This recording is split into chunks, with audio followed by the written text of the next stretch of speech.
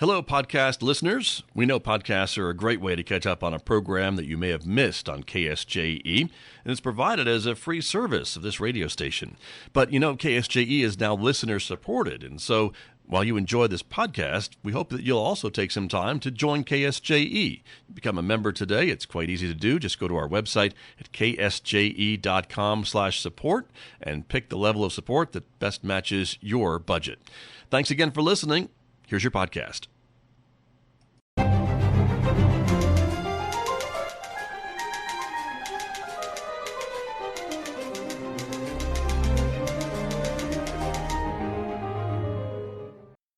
Welcome back to Right on Four Corners. I'm your host, DelSheree Gladden. I'm an author of over 30 published novels and an English teacher. On this week's episode, I have Phil Schatzman here with me, and he's going to be talking about his novel, River Guide, and I assume some of your other projects as well, because you've got a couple things going on. Phil, go ahead and introduce yourself. Hey everybody, my name is Phil Schatzman. I was born in Anaheim Memorial Hospital, a building that no longer exists like so many others. I was born back in 1960, and back then Asimov was huge. Delancey, I read all the science fiction I could get my hands on. Used to upset my mother badly because she wanted me to come help in the garden pulling weeds out of the cactus patches. I'm not real fond of cactus, and I'm not real fond of weeds, but I loved reading, and I spent way too much time doing it.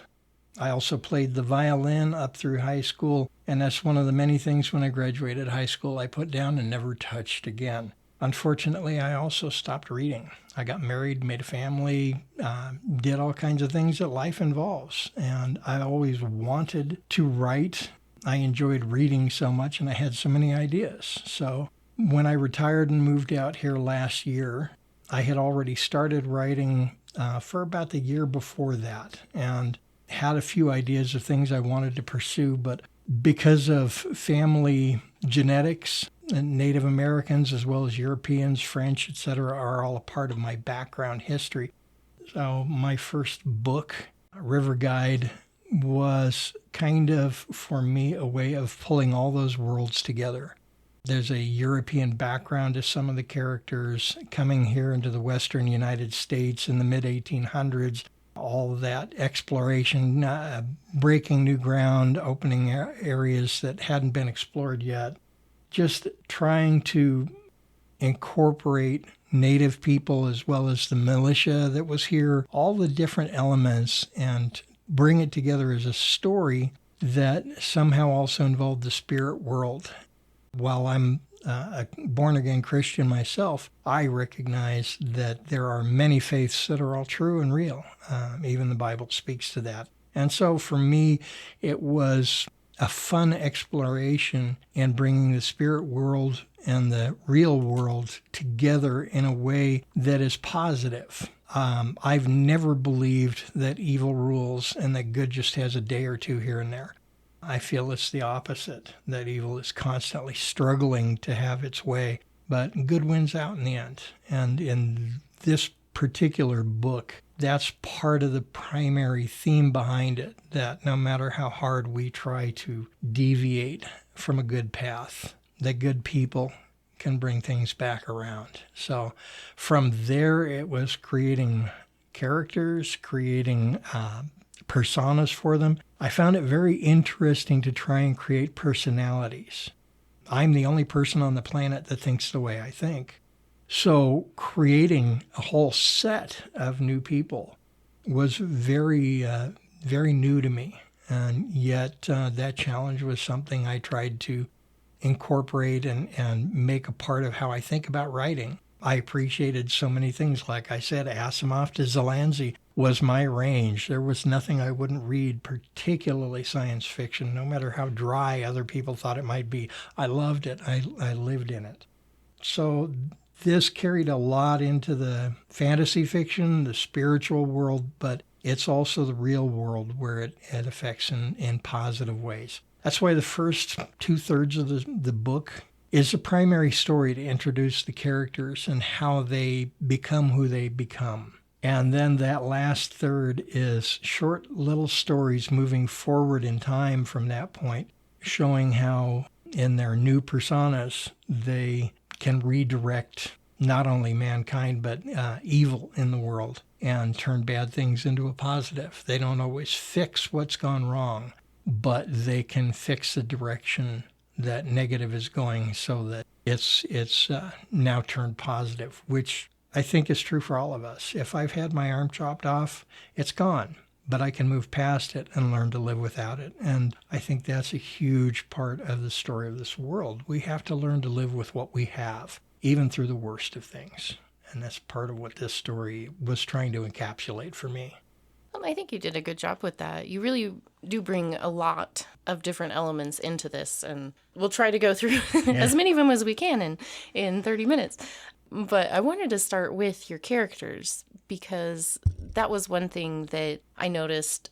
They all have very unique personalities. And sometimes, especially when you're first starting out in writing, that's hard to do.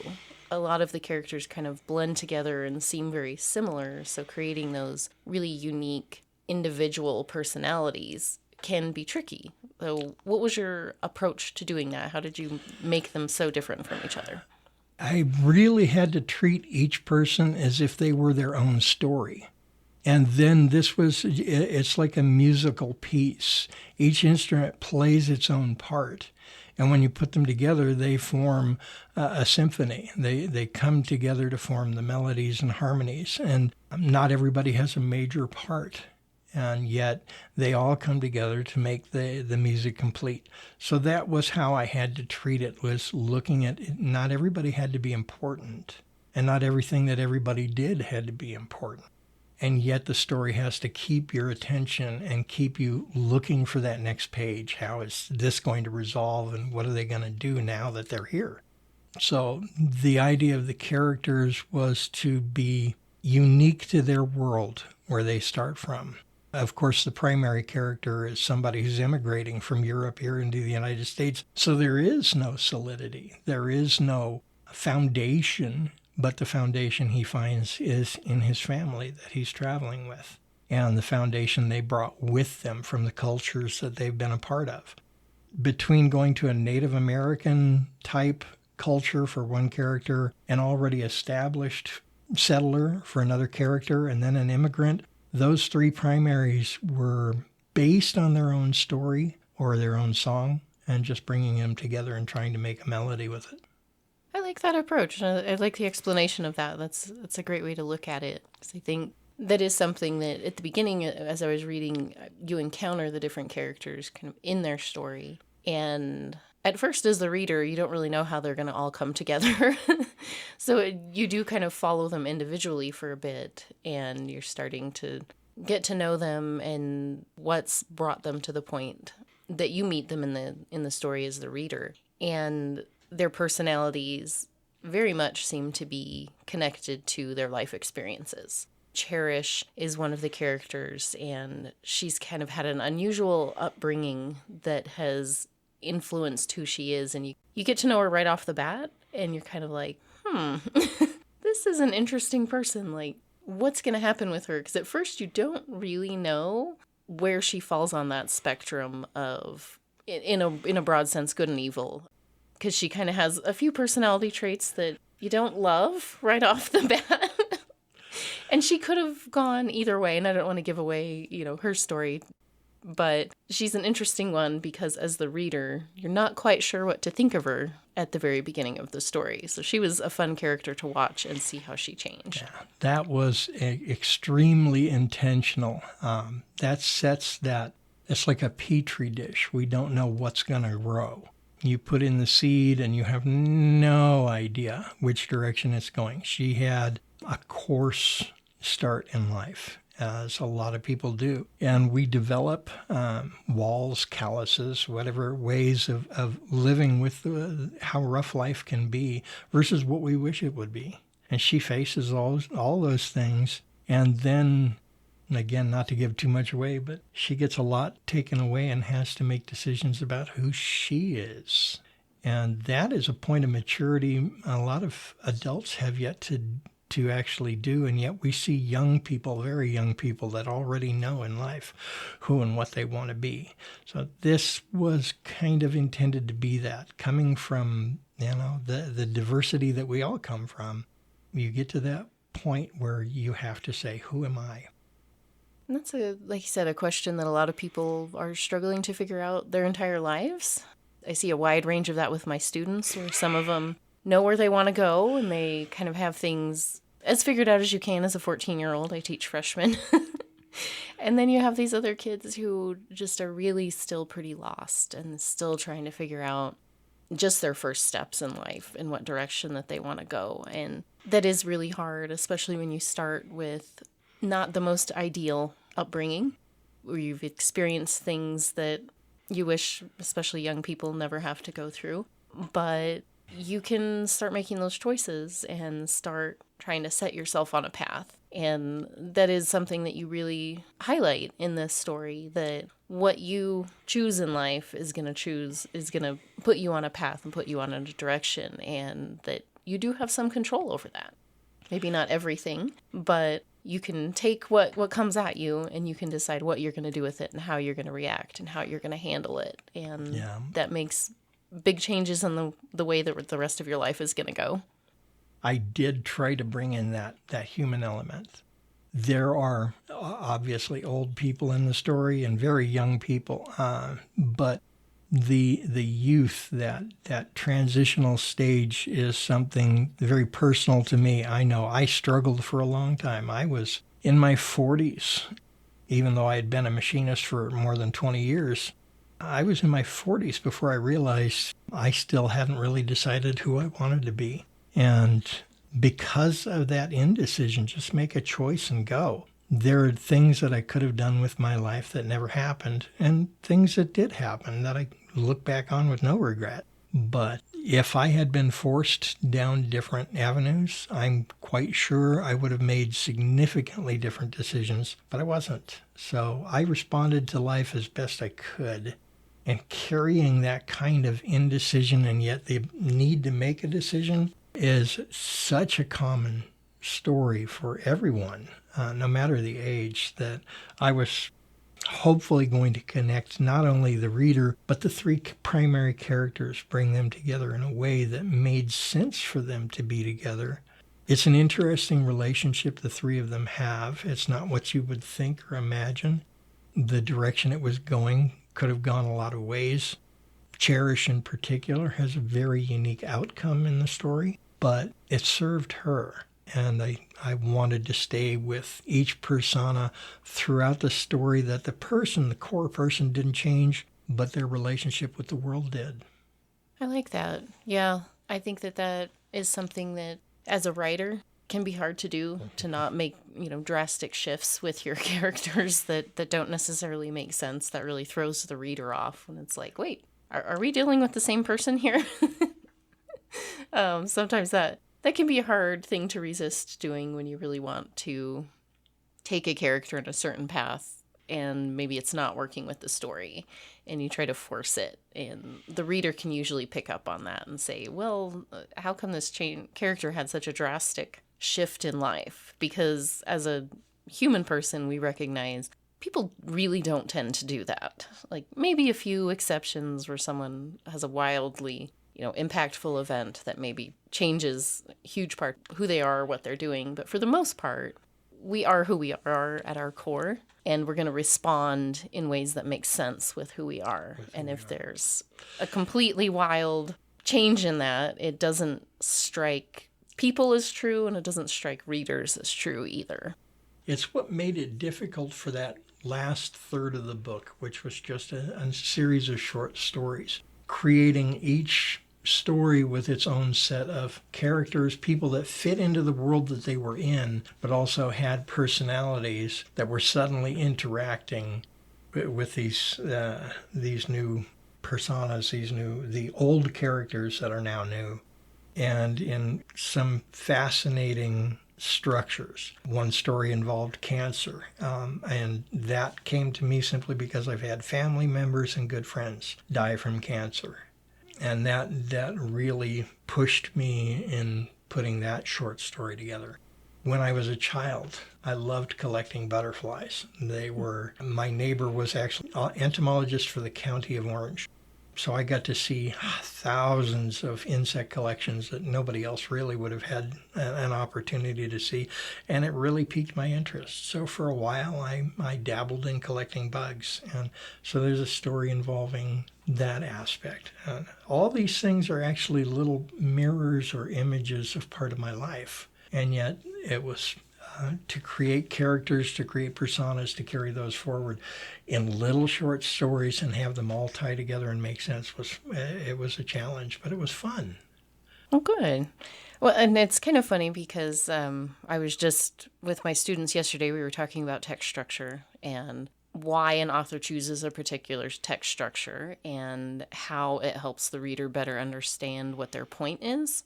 And I thought your book was an interesting example of that because, like you said, 2/3 of it is the same story with the three main characters. So we have an extended descriptive story with these three different narrators. And then the last section of the book are these short stories with largely new characters. And then we have, one or two of the three original characters who pop in and out, and we see how they're impacting the future.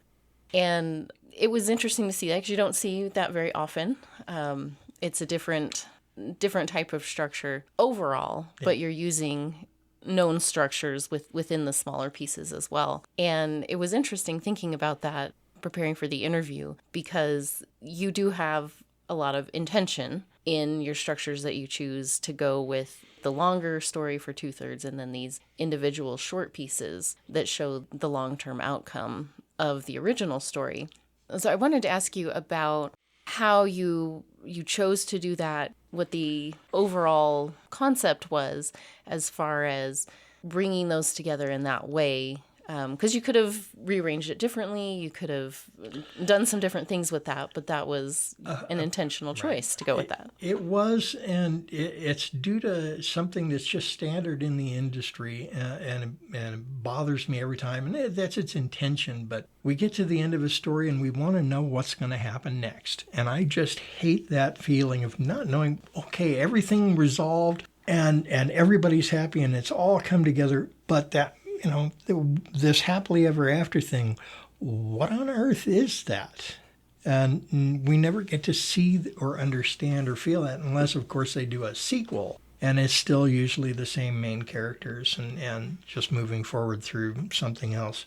I wanted to take this and move it forward, but not be the same characters and show how they touched almost like a rock skidding across the top of the water, touching here and there in life and in people's perspective of the world, and give a sense of hope that there is something out there that knows what's happening and sees, and there is an end to the story. Maybe this kind of lent itself to the idea that as long as we're here, there's going to be a story behind the story. And I wanted to give a few little pictures of that. I just hate the happy ending and not knowing what's going on after the happy ending. Yeah, I mean, it rarely, even when you have, the happy ending and things wrap up, that's never really the end of the story. It isn't. For the writer, for the reader, I think, as the writer, I think it's always an interesting feeling to end a book and then still think about your characters and what happens after and what the rest of their lives look like, even though those are imaginary. You can't help but think about it, and I readers do that as well. Even with some of my books that are series, and I'll still have readers be like, but what else? What else are you going to write another one later? Because you do always have that feeling of like, what happens next? Like, you get so invested in the characters that you want to keep seeing where their lives are going and what they do and how things turn out. Unfortunately, we can't really write, those same characters from birth to death. Most of the time, I suppose there are some who do that. But it's an interesting challenge, I think, for writers and readers to figure out where to stop. Well, that's it. And I've done other writings where I finished. I've written a couple of pilots since then for other stories in completely different genres. But this one I didn't want to have. I literally wanted to cut myself off from the ability to create a sequel. It was a standalone, intended to be a complete story. And I can't imagine how I would possibly write a second following story to this book. I could probably write something parallel to it, but there's no reason to. It's in and of itself was intended to be a one-off. And I tried to incorporate and roll everything into it at that time when I was writing it that came to mind, that came to heart, that was part of my experience, the experience of others that I knew, and take life itself and roll it into a book, which is almost impossible. But I took pieces, and I felt very, very complete when I finished the book, which I was happy with, because I sure wasn't complete when I finished the primary characters, that first 2/3.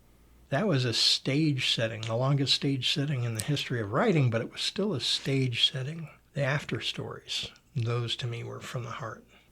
And I think that is something you mentioned earlier, kind of the industry standard, where sometimes you feel a little boxed in, like this is where you need to end it. This is how you end a story. This is the structure that's expected.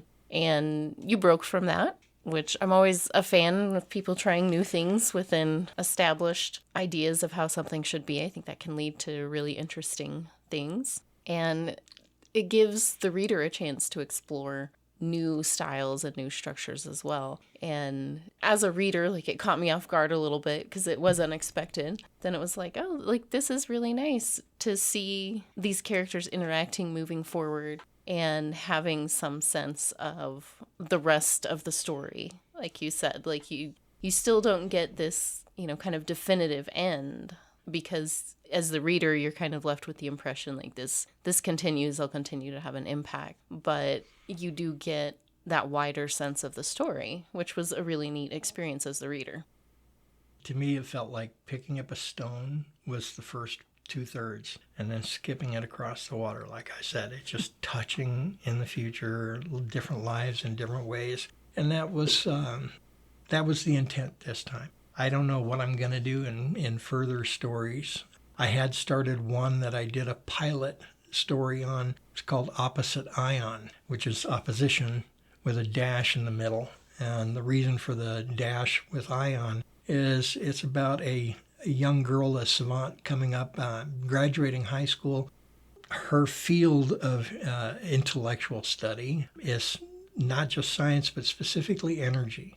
And her goal in life, at least at this point in time, speaking of making goals and deciding who you are, is gravity itself. We all know what gravity does, but we still have yet to actually understand what gravity is. But she wants to know how to make it, how to control it, how to define it.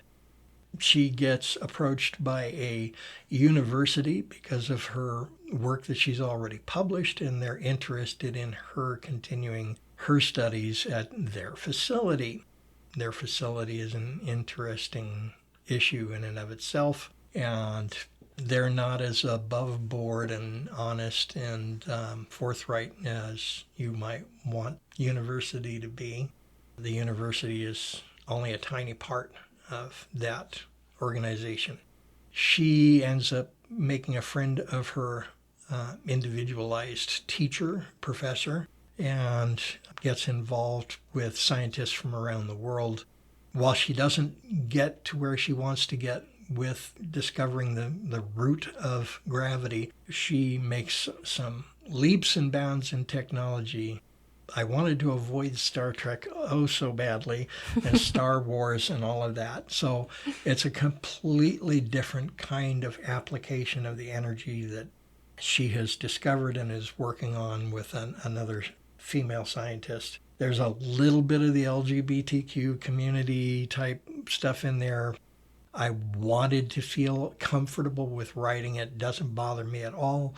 And yet I know it needed to be something interesting for the world to look at and read as well.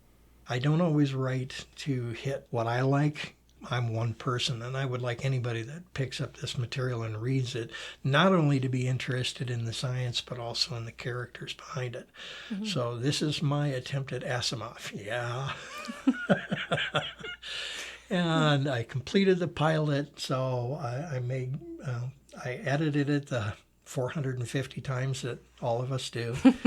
And I'm done looking at it, done touching it, published it, and I'm hoping to see that move forward. But now I've got the newest challenge of taking these stories and turning them into script so that they can be presented possibly for turning into a movie or something along that lines.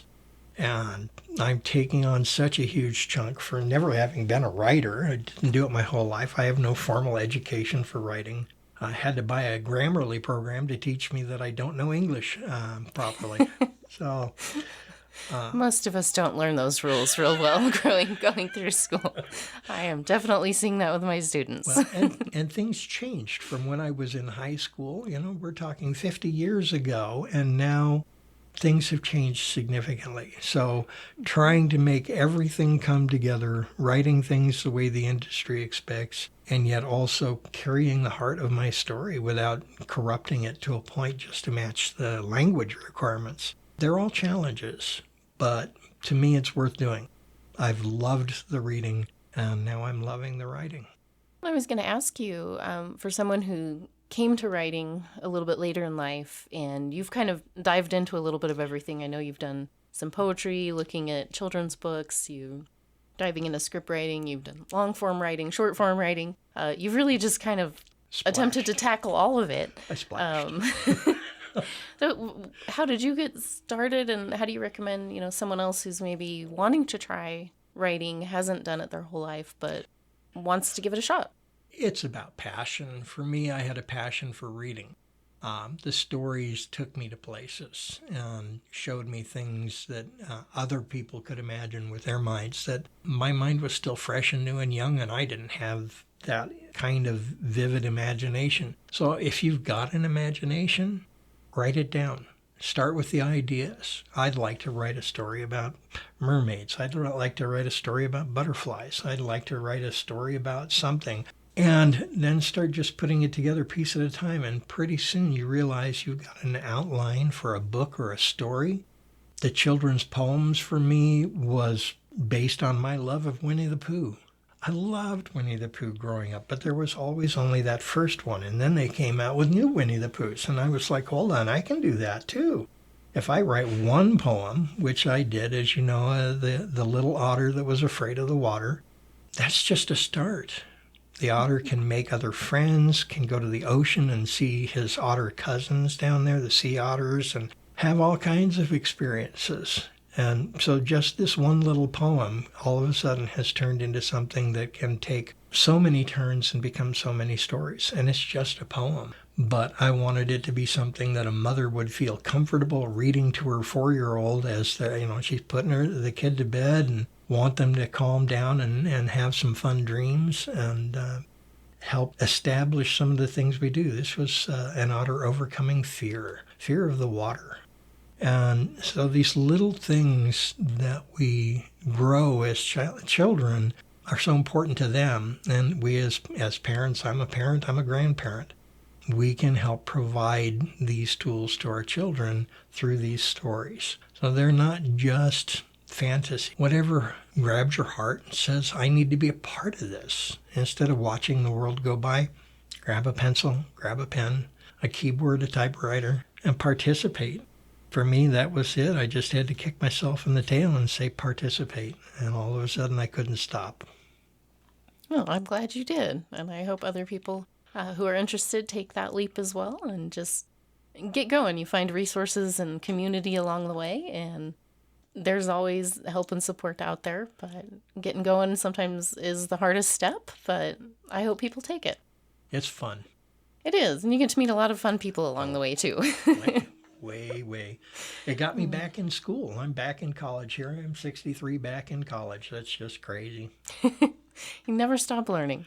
Well, we are out of time. I wanted to thank you, Phil, for coming and just remind our readers the book is called River Guide by Phil Schatzman, and more on the way. I know you always have lots of projects, which will be exciting to see how that goes. But thank you so much for taking the time to come on the show today and chat with me about your writing. Well, and thank you for inviting me. This was absolutely exciting.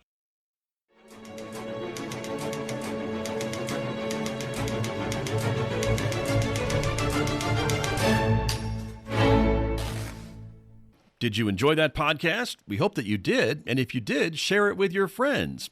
And if you really want to keep podcasts like this coming, please support KSJE. You can do it easily online at ksje.com.